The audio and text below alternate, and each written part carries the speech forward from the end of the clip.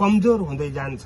परमात्माले भन्नुभएको छ, यजुर्वेद मैले भने ऋग्वेद मण्डल नम्बर 10 सूक्त नम्बर 161 मन्त्र नम्बर 2 मा, यदि छितायु अर्धि वा परेतो यदि मृत्यु रन्ती का मृत एव।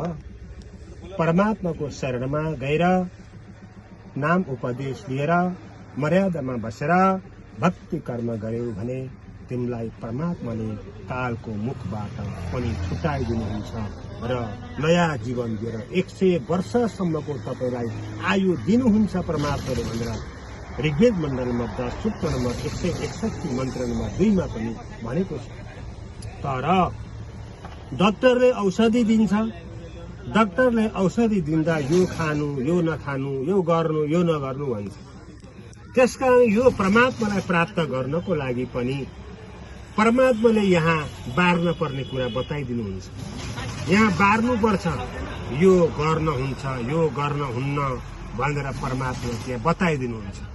जुन कुरा पवित्र गीताजी अध्याय नम्बर 18 को 16 नम्बर 66 ले पनि भन्छ, यहाँ जुन सर्वधर्मान् परित्यज्य माम् एकम शरणं व्रज अहम त्वा सर्व पापेभ्यः मोक्षयिष्यामि मा शुच। हे अर्जुन, तिमी त्यस परमेश्वर ब्रह्माको, त्यस शक्तिशाली परमात्माको, त्यस सारा ब्रह्माण्डका रचनहार, सारा सृष्टिका सृष्टिकर्ताको यदि भक्ति कर्म गर्न चाहन्छौ भने मैले जति पनि नौटङ्की पूजाहरू यस ब्रह्माण्डमा गरेको छु, कर्मकाण्डी पूजाहरू, भूत पुज्ने, प्रेत पुज्ने, पितृ पुज्ने जति पनि पूजा छन्, वाह्यात पूजाहरू, यी नौटङ्की पूजा हुन्, कर्मकाण्डी पूजाहरू, यी सब पूजालाई त्याग्नु पर्छ। यी पूजालाई पवित्र गीताजीले व्यभिचारी पूजा भन्छ। व्यभिचारी भनेको के हो?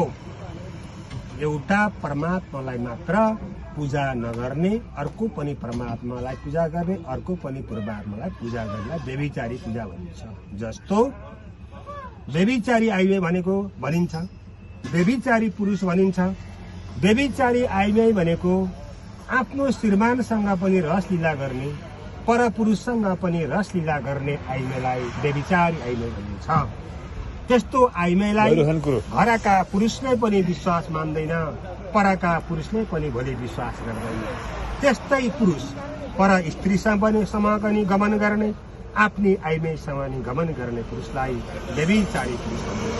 त्यस्तै घरकी स्वास्नीले पनि विश्वास गर्दैन, परकी स्त्रीले पनि विश्वास गर्दैनन्। त्यस्तै अर्जुन, एउटा मात्र शक्तिशाली परमात्माको पूजा गर, त्यो मात्र परमात्माको पूजा गरेनौ भने